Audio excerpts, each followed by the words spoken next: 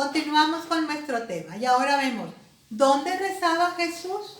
Como todo judío, Jesús tenía la obligación de ir 3 veces al año al templo de Jerusalén. Una era por Pascua, otra era en Pentecostés y otra en la fiesta de las tiendas. Era obligación de todo judío, pero también podemos suponer que Jesús, cuando ya tuvo la edad para asistir a la sinagoga, asistía junto con su padre que es José. Y la misma escritura nos dice pues cómo Jesús enseñaba en las sinagogas. Sin embargo, la novedad que Jesús nos establece es que los verdaderos adoradores no necesitan un lugar establecido por la ley como se establecía en el pueblo judío para encontrarse con Dios. Y esto lo vemos en el pasaje de la Samaritana, como le dice que llegarán los momentos en que se adorará a Dios en espíritu y en verdad, ya no en el monte, como decían los mismos samaritanos, ni en el templo de Jerusalén, como decían los judíos. Ahí nos está enseñando la posibilidad de orar a Dios en cualquier lugar. Es ahí donde nosotros pues podemos encontrarnos a Jesús. Pero desde la resurrección, el mejor lugar de encuentro con Dios será a través de Jesús, porque Él es el verdadero templo de Dios. Jesús oraba en cualquier lugar, pero lo que más le gustaba era especialmente los lugares solitarios. Le gustaba mucho entrar en contacto con la naturaleza, subir al monte y sobre todo estar en el Monte de los Olivos, que allí fue en muchísimas ocasiones. Ahora vamos a ver cuándo oraba Jesús.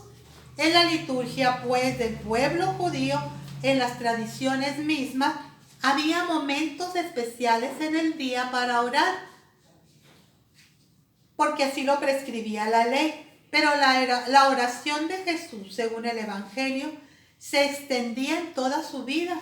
Y podemos decir que la oración de Jesús evolucionaba en toda su vida, porque Jesús no se limitaba ni a un tiempo ni a un espacio.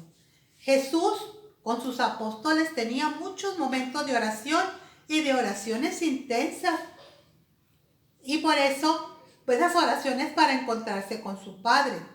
La oración acompañó a Jesús en todos los momentos de su vida, pero sobre todo en los momentos más importantes y trascendentales que ya lo hemos visto. En la oración Jesús descubría cuál fue su misión y de esa manera también se encomendaba al Padre y renovaba pues sus fuerzas y sus dificultades. Vimos cómo pues la oración de Jesús no es un hecho aislado en su vida, sino que es un momento de mucha espiritualidad y continuo. Ahora vamos a ver cómo oraba Jesús. Jesús rezaba con sencillez y con espontaneidad, y su oración brotaba desde lo más íntimo de su corazón, desde su interior. Jesús oraba, dice, en el secreto y en silencio, y siempre se dirigía a su Padre con el Abba.